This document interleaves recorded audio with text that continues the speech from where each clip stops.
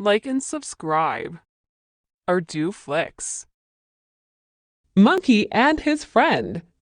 तो ये कहानी शुरू होती है अफ्रीका के एक कलरफुल जंगल से, जहाँ पे हम रात के समय पे सारे जानवर को सोते हुए देखते हैं और वहीं पे एक तेज रोशनी उन सभी जानवरों के पास से गुजरती हुई दिखाई देती है और इसी के साथ ये सीन यहीं पर कट हो जाता है। सुबह होने पर हम एक बंदर को देखते हैं जो बहुत सारे केले तोड़कर ले जा रहा था और वो जाकर जंगल में रहने वाले हर एक जानवर को वही केला देता है, लेकिन सबको बांटने के चक्कर में आखिर में उसके पास खुद ही खाने के लिए एक भी केला नहीं बचता। इसलिए वो बहुत ज्यादा गुस्सा हो जाता है और वो बोलने लगता है कि उसके पास तो एक भी केला नहीं बचा। लेकिन तभी वो अपनी आवाज सुनकर बहुत ज्यादा शॉक में था, क्योंकि उसे यकीन नहीं होता कि वो बोल कैसे रहा है और इसीलिए वो अपने एक दोस्त एलिफेंट के पास जाकर वो उसे बताता है कि वो बोलने लगा है और वो उस एलिफेंट से भी पूछता है कि क्या वो भी बोल सकता है। इस पर वो एलिफेंट भी बोलने लगता है। उन दोनों को कुछ समझ नहीं आता कि आखिर वो लोग बोल कैसे पा रहे हैं। तभी झाड़ियों में से एलिफेंट को एक आवाज सुनाई देती है और वो दोनों झाड़ियों के पास जाते हैं। वो एलिफेंट झाड़ी के पीछे छुपी हुई उस चीज को बाहर निकलने को कहता है, लेकिन जो भी उस झाड़ी के पीछे छुपा हुआ था वो उन दोनों के सामने आना नहीं चाहता था। इसी कारण वो उन्हें वहाँ से जाने को कहता है, लेकिन उसके कहने पर उन झाड़ियों में से एक नीला कलर का एलियन बाहर निकलता है। वो एलिफेंट उससे पूछता है कि आखिर वो कौन है और यहाँ पर क्या कर रहा है। वो एलियन अपना नाम उसे फिनिप बताता है और वो कहता है कि वो दूसरी दुनिया से आया है जो आसमान की तरफ मौजूद है और फिलहाल वो एक मिशन पर है।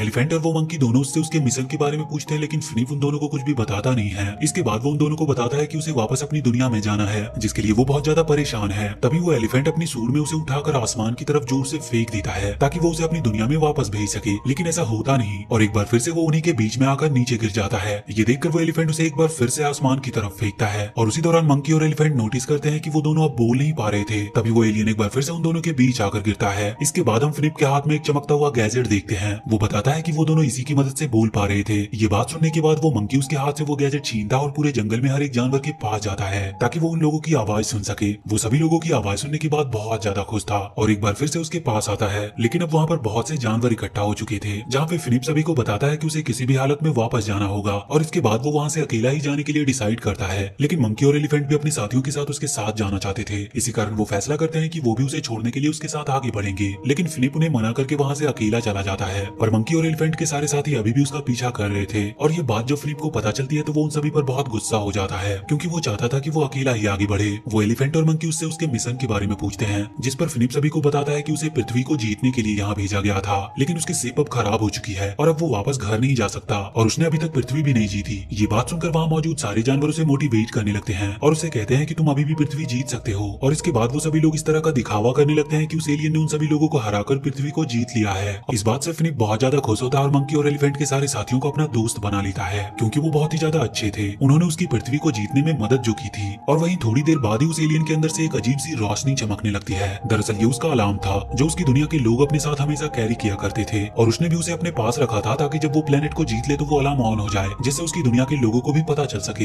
इसके बाद सारे लोग डिसाइड करते हैं कि वो फिनिप की उस स्पेसशिप को ढूंढ लेंगे जो खराब हो चुकी है और सभी लोग उस स्पेसशिप को ढूंढने के लिए आगे बढ़ जाते हैं। फिनिप के साथ उसके नए दोस्त भी मौजूद थे, इसीलिए अब वो बहुत ज्यादा खुश था। उसी जंगल में हम एक बर्ड के अंडे को देखते हैं जो अपने ही घोंसले से उछल कूद कर रहा था और इसके बाद सारे लोग स्पेसशिप को ढूंढने के लिए आगे बढ़ जाते हैं। आगे बढ़ते हुए वो लोग रेगिस्तान की तरफ आ जाते हैं, जहाँ पर उन्हें एक भैंसों का झुंड नजर आता है और वहाँ पर उस एलियन के पास रखे उस गैजेट के कारण वो भैंसे भी बोलने और गाने लगती है। ये देखकर उन भैंसों के झुंड का लीडर एलियन और उसके साथियों को एक गाने का चैलेंज देता है, जिस पर एलियन उन सभी भैंसों को हरा देता है। जिसके बाद वो लोग वहाँ से आगे बढ़ते हैं। रास्ते में हम वही बर्ड का अंडा देख पाते हैं जो लुढ़कते हुए इन्हीं लोगों का पीछा करते हुए आगे बढ़ रहा था। तभी वो एलिफेंट के पैरों के नीचे आ जाता है, जिससे एक छोटा सा शुतुरमुर्ग बाहर निकलता है और वो पैदा होते ही उड़ने की कोशिश करने लगा था, लेकिन वो उड़ नहीं पाता और आकर सीधा जमीन पर गिरता है। लेकिन तभी उस छोटे से शुतुरमुर्ग की माँ वहाँ पर आ जाती है, जो अपनी बेटी को वहाँ से ले जाती है और वहीं पे वो शुतुरमुर्ग की माँ अपनी बेटी को जोर से गले लगाती है। ये देखकर वो एलियन बहुत ज्यादा हैरान था। इसके बाद हम सभी को देखते हैं जो एलियन के स्पेसशिप की तरफ आगे बढ़ रहे थे और उन सभी में एक छोटा पॉर्क्यूपाइन था जो उन लोगों से बिछड़ जाता है, क्योंकि वो बहुत ही छोटा था और वो झाड़ियों में अच्छे से चल नहीं पाता।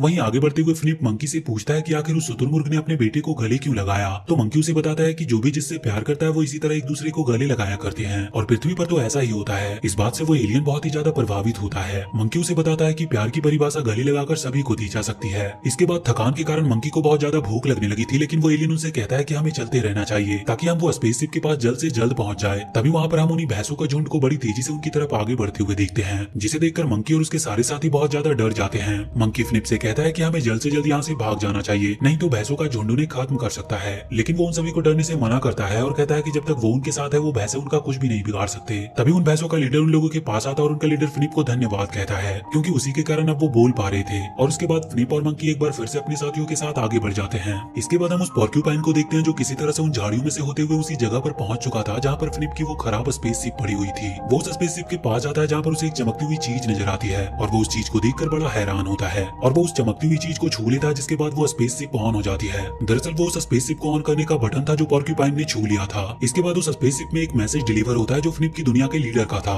वो फ्लिप को बता रहा होता है कि तुम्हें लगभग 2 महीने से ज्यादा हो चुके हैं और तुम अभी तक अपने मिशन में कामयाब नहीं हुए हो जो तुम्हें सौंपा गया था। वो लीडर उसे बता रहा था कि अगर तुमसे पृथ्वी नहीं जीती जा रही तो तुम वापस आ सकते हो। ये बात जब वो पोर्क्यूपाइन सुनता है तो वो बहुत ज्यादा घबरा जाता है और अपने सारे साथियों के पास जाने लगता है, लेकिन वहीं पर एक चट्टान से टकराकर वो नीचे लुढ़क जाता है और उसके नुकीले कांटे होने के कारण वो सीधा जाकर एक पेड़ में चिपक जाता है और वो उससे निकल नहीं पा रहा था। इधर हम सभी जानवरों को देखते हैं जो एलियन के साथ शिप की तरफ आगे बढ़ रहे थे, लेकिन सारे लोग थके हुए थे जिस कारण वो शाम होने पर वहीं पर आराम करने का सोचते हैं। फ्लिप भी वहीं पर उदास होकर बैठा था, इसीलिए वो एलिफेंट उसे अपने पास सूंड की मदद से खींच लेता है और इस तरह से फ्लिप को नींद लग जाती है। और वहीं पे उसे एक सपना आता है और वो देखता है कि उसने पृथ्वी को पूरी तरह से जीत लिया है और वहाँ के सारे जानवर अब उसके गुलाम हो चुके हैं। लेकिन वो देखता है कि मंकी और एलिफेंट के सारे साथियों को भी उनके सारे एलियंस ने कब्जे में ले लिया है। इसकी वजह से उसकी नींद खुल जाती है और वो बुरी तरह से घबरा जाता है, क्योंकि वो नहीं चाहता कि मंकी और एलिफेंट के सारे साथी उनके कब्जे में आए, क्योंकि अब वो उन सभी लोगों से प्यार करने लगा था और उन सभी लोगों के बीच में एक अच्छी दोस्ती हो चुकी थी। इसीलिए वो उन्हें वहीं पर सोता हुआ अकेला छोड़कर अपनी शिप की तरफ आगे बढ़ जाता है। इसके बाद हम उसी शुतुरमुर्ग के छोटे बच्चे को देखते हैं जो अपनी माँ से बिछड़कर एक पेड़ पर जाकर उड़ने की कोशिश कर रहा था और उसी दौरान वो पेड़ से नीचे छलांग मारता है ताकि वो उड़ सके, लेकिन वो उड़ नहीं पाता और नीचे की तरफ आकर गिरने लगता है। लेकिन उसकी माँ उसे किसी तरह संभालती और उसे समझाती है कि वो उड़ नहीं सकता क्योंकि वो उड़ने वाले बच्चे है ही नहीं। इसके बाद हम पोर्क्यूपाइन को देखते हैं जो पेड़ से छूट चुका था और अब वो अपने सारे दोस्तों के पास जा रहा था। इधर जब एलिफेंट और उसके सारे साथियों की नींद खुलती है तो वो देखता है कि फ्लिप वहाँ पर नहीं है, इसीलिए वो डिसाइड करते हैं कि वो फ्लिप को ढूंढने जाएंगे। जिसके बाद हम उस एलियन को देखते हैं जो अपनी उस शिप के पास पहुंच चुका था और वो उस शिप के इमरजेंसी बटन को ऑन कर देता है ताकि वो अपनी दुनिया में वापस जा सके। इधर पोर्क्यूपाइन भी अपने सारे साथियों के पास पहुंच चुका था जहाँ पर वो उन सभी को फ्लिप के लीडर के बारे में बताता है कि वो किस तरह से बातें कर रहा था। ये जानने के बाद अब एलिफेंट और उसके सारे साथी फ्लिप को ढूंढने का डिसाइड करते हैं और तभी उन्हें वहाँ से दूर एक तेज रोशनी दिखाई देती है और वो सारे लोग समझ जाते हैं कि वो रोशनी फ्लिप की स्पेसशिप की है और वो जल्दी से उसकी तरफ आगे बढ़ते हैं। इसके बाद हम फ्लिप को देखते हैं जो सिग्नल के बाद अपनी बड़ी सी स्पेसशिप का वेट कर रहा था और तभी वहाँ पर उसकी दुनिया से एक बड़ी सी स्पेसशिप आती है जिसमें से बहुत सारे एलियंस बाहर निकलते हैं और उन्हीं में से उनका लीडर भी मौजूद था जो दरअसल फ्लिप का ही फादर था। वो आते ही फ्लिप से पूछता है कि क्या उसने इस दुनिया पर जीत पा ली है, जिस पर वो उसे बताता है कि उसने अभी तक इस दुनिया को जीत नहीं पाया और इसीलिए उसने यहाँ से जाने का फैसला किया है। तो उसके फादर उसे बताते हैं कि शायद तुम मुझसे झूठ बोल रहे हो, लेकिन फ्लिप बताता है कि ऐसा कुछ भी नहीं है, उसने अभी तक इस दुनिया को जीता ही नहीं है। उनकी ये सब बातें एलिफेंट और उसके सारे साथी भी सुन रहे थे और वो लोग हैरान थे कि फ्लिप उससे झूठ क्यों बोल रहा है, जबकि फ्लिप ने तो इस दुनिया को जीत लिया था। लेकिन इसके बाद फ्लिप के फादर ही पृथ्वी को जीतने का डिसाइड करते हैं और वो कहते हैं कि अब वो खुद ही पृथ्वी को जीतेंगे और यहाँ के सारे जीवों को अपना गुलाम बना लेंगे। ये बात सुनने के बाद फ्लिप अपने फादर को रोकता है और उनसे कहता है कि इस पृथ्वी पर कोई भी ऐसी चीज नहीं है जिसे जीता जाए, यहाँ के लोग बहुत अच्छे हैं। किसी तरह से वो अपने फादर को मना लेता है ताकि वो इस पृथ्वी पर तबाही न मचा सके। उसके फादर अपने बेटे की बात मानकर उसके साथ वापस शिप में लौट आते हैं ताकि वो लोग यहाँ से जा सके। जैसे ही फ्लिप स्पेसशिप में आता है तो उसे अपने दोस्तों की याद आने लगती है क्योंकि उसने उन लोगों के साथ एक बहुत अच्छा टाइम गुजारा था। लेकिन निराश होकर वो उस शिप में लौट आता है जहाँ सारे एलियंस दोस्त उसका मजाक उड़ा रहे थे क्योंकि वो पृथ्वी को जीत नहीं पाया था। और यहाँ पर हमें पता चलता है कि फ्लिप को पहली बार मिशन पर भेजा गया था ताकि वो पृथ्वी को जीत सके और उसने अभी तक किसी भी प्लेनेट को जीता नहीं था और इसी कारण उसके सारे साथी उसका मजाक उड़ाते थे। इसके बाद फ्लिप के फादर उसे अगले मिशन के लिए रेडी कर रहे थे और इस दौरान हमें पता चलता है कि उसके फादर फ्लिप को अब एक ऐसे प्लेनेट पर भेजने वाले हैं जो बहुत ही ज्यादा खतरनाक थी, जिसे कोई भी अभी तक जीत नहीं सका था। दरअसल उसके फादर फ्लिप को सजा के तौर पर उस प्लेनेट पर भेजना चाहते थे, लेकिन इस कारण फ्लिप उनसे बहुत ज्यादा गुस्सा हो जाता है। लेकिन तभी वहाँ पर हम एलिफेंट और उसके सारे साथियों को देखते हैं जो फ्लिप को रोकने और उसकी मदद करने के लिए वहाँ पर आ चुके थे। वो उसके फादर को बताते हैं कि तुम फ्लिप को यहाँ से ले नहीं जा सकते क्योंकि वो चाहते हैं कि फ्लिप अब इसी जगह पे रहे। फ्लिप भी अपने साथियों को वहाँ पर देखकर बहुत खुश था और अब वो भी उन्हीं की बोली बोलने लगा था और वो कहता है कि उसने इस पृथ्वी को जीता और वो इसी पृथ्वी पर रहना चाहता है और वो चाहता है कि उन सारे पृथ्वीवासियों को छोड़ दिया जाए, उन्हें गुलाम ना बनाया जाए क्योंकि फ्लिप ने ही उस पृथ्वी को जीता है। उसके फादर एलिफेंट और उसके दोस्तों को वहाँ पर देखकर बहुत ज्यादा गुस्सा होते हैं और वो कहते हैं कि अब वो पृथ्वी को पूरी तरह से नष्ट करके और इसे जीतकर यहाँ से जाएंगे। इसके बाद वो अपने पास रखी हुई एक गन निकालते हैं और उन लोगों के ऊपर शूट कर देते हैं, लेकिन किसी तरह से एलिफेंट उस गन को डिस्ट्रॉय कर देता है जिस कारण उस शिप में बहुत बड़ा ब्लास्ट होता है